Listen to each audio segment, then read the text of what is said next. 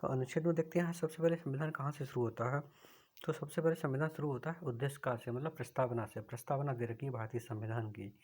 क्या दे रखी है हम उसको पढ़ते हैं और समझते हैं कि हम भारत के लोग भारत को संपूर्ण प्रभुत्व संपन्न हम भारत के लोग भारत को संपूर्ण प्रभुत्व संपन्न समाजवादी पंथनिरपेक्ष लोकतंत्र गणराज्य बनाने के लिए तथा उसके समस्त नागरिकों को सामाजिक, आर्थिक और राजनीतिक न्याय, विचार, अभिव्यक्ति, विश्वास, धर्म और उपासना की स्वतंत्रता, प्रतिष्ठा और अवसर की समता प्राप्त करने के लिए तथा उन सब में व्यक्ति की गरिमा और राष्ट्र की एकता और अखंडता सुनिश्चित करने वाली बंधुता बढ़ाने के लिए दृढ़ संकल्प होकर अपनी इस संविधान सभा में आज तारीख 26 नवंबर 1949 इति मिति मार्ग शीर्ष शुल्क सप्तमी संवत 2006 विक्रमी को एतद द्वारा इस संविधान को अंगीकृत अधिनियमित आत्मनिर्भर करते हैं। ये हमारा भारतीय संविधान की प्रस्तावना है और इसमें कुछ अनुच्छेद, इसमें कुछ बदलाव किए गए थे। तो इसमें क्या है ना, 2-3 चीज़ें समाजवादी और पंथनिरपेक्ष और अखंडता, ये 3 चीज़ जो 42वें अनुच्छेद संविधान संशोधन हुआ था उसके तहत जोड़े गए थे।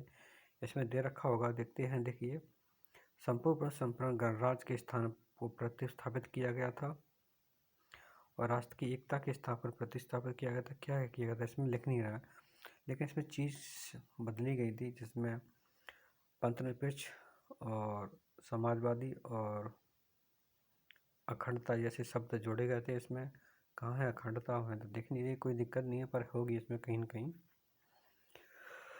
तो ये हमारी प्रस्तावना हुई। अब प्रस्तावना के बाद हम बात करते हैं अनुच्छेद 1 भाग 1। तो देखो भाग तो 22 है, याद रखना इतनी, और किस भाग में क्या है याद हो जाए तो ठीक है, नहीं हम पढ़ेंगे तो याद हो जाएगा। अब बात करते हैं अनुच्छेद 1। अनुच्छेद 1 में क्या है, भारत। भारत क्या मतलब, भारत अर्थात राज्यों का संघ। मतलब कितने राज्य हैं, 28 राज्य हैं। साथ में क्या होगा, देखो इसमें देखा राज्य और उनके राज क्षेत्र होंगे जो अनुसूची में। अब अनुसूची कौन सी दे रखी है भैया, देखते हैं पहली अनुसूची में। पहली अनुसूची में राज्य दे रखे हैं, अनुसूची कहाँ आएंगी, बाद में आएंगी शायद, कोई बात नहीं। अब इसमें दे रखा है भैया भारत अर्थात जो राज्य है वह राज्यों का संघ है, उसे भारत कहते हैं। ये पहली अनुसूची में दे रखा है, ठीक है ना। अब इसमें कुछ देखा, अब देखो एक भारत, दूसरा देखा राज्य और उनके राज्य क्षेत्र जो भी पहली अनुसूची में निर्दिष्ट है।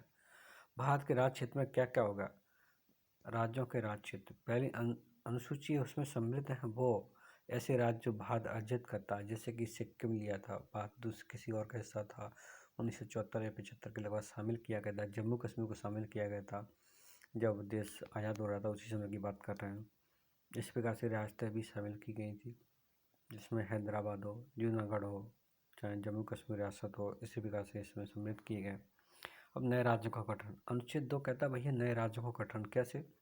संसद विधि द्वारा ऐसे निर्बंध और शर्तों पर जो ठीक समझे संघ में नए राज्यों का प्रवेश उनकी प्रतिस्थापना करेगी। मतलब नए राज्यों की स्थापना करना, जैसे आपने देखा होगा मध्य प्रदेश से छत्तीसगढ़ बना, वहीं आपने देखा होगा आंध्र प्रदेश से तेलंगाना बना। इसी प्रकार से राज्य बनते रहते हैं।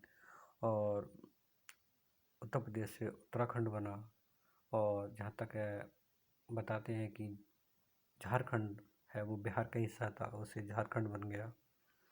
तो ये इसके दे रखा है, ठीक है ना। अब देखो इसमें दे रखा है सिक्किम संघ का सहयुक्त किया जाना, मतलब 36वां संविधान संशोधन 1975 धारा 5 की, मतलब 1975 में किया गया था, ठीक है ना।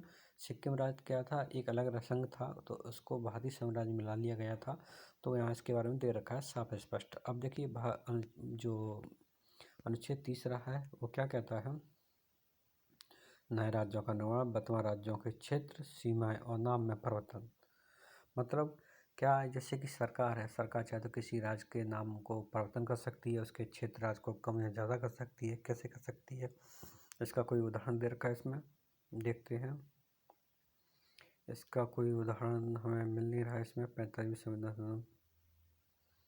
तो देखो इसमें क्या क्या कर सकती है संसद, किसी राज्य में उसके राज्य क्षेत्र अलग करके दो या दो से अधिक राज्यों के भागों को मिला करके किसी राज्य क्षेत्र के भाग के मिलकर नए राज्य का निर्माण करेगी।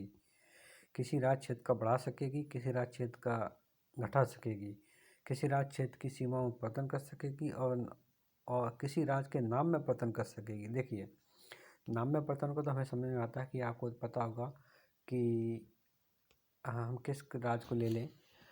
उत्तरांचल, उत्तराखंड को पहले उत्तरांचल कहते थे, तो धीरे धीरे उसका नाम उत्तराखंड हो गया। इसी प्रकार से उड़ीसा था, उसको उड़िया कहते थे शायद उसको, और आज का शायद उसका नाम ओडिशा है, ऐसा कुछ नाम है। और इसी प्रकार और किसकी बात करें, और किसी राज्य का नाम चेंज किया गया है, याद नहीं आ रहा, कोई बात नहीं। अब राज्य क्षेत्र घटाना है बढ़ाना है, जैसे कि इसमें किस प्रकार से समझ सकते हैं कि मान चलिए किसी राज्य क्षेत्र को हमें कुछ हिस्सा जैसे कि देना हो और उसमें से कोई नया राज्य बनाना हो। जैसे किस प्रकार से बात करें, हम सिक्किम के संदर्भ में बात कर सकते हैं। इसमें सिक्किम के संदर्भ में कि और राज्य लेते हैं। हाँ देखिए, जैसे कि आपने देखा होगा जम्मू कश्मीर को 2 हिस्सों में बांट दिया, तो इसमें क्या हुआ कि एक संघ क्षेत्र, दोनों संघ क्षेत्र बना दिए गए, ठीक है ना। और संघ क्षेत्र बनाने के बाद वहाँ पे विधानसभा भी है। तो इसी प्रकार से क्या है, 2 अलग अलग राज्य कर दिए गए। दोनों के क्या है, दोनों के क्षेत्र घट गए। पहले राज्य था, राज्य को क्या बना दिया, संघ बना दिया, ठीक है ना। तो इस प्रकार से चीज़ें होती रहती हैं। तो ये हमारा कौन सा हो गया, अनुच्छेद 3। अब अनुच्छेद 4 के बारे में दे रखे हैं, देखो हाँ इसमें कुछ चीज़ें कह रखी हैं क्या, इसमें कहीं स्पष्टीकरण नहीं देखा, कोई ऐसा हुआ हो तो उसको देखते हैं। अब देखिए अनुच्छेद 4 का क्या कहता है, आपको पहला क्या रखना है, संघ का नाम राज्य क्षेत्र। दूसरा अनुच्छेद कहता है कि नए राज्यों की प्रवेश या स्थापना, जैसे सिक्किम में नया राज्य बना था इस प्रकार से। फिर तीसरा जो अनुच्छेद कहता है कि भाई नए राज्यों को बनना, सीमाओं में परिवर्तन करना, तो उसका।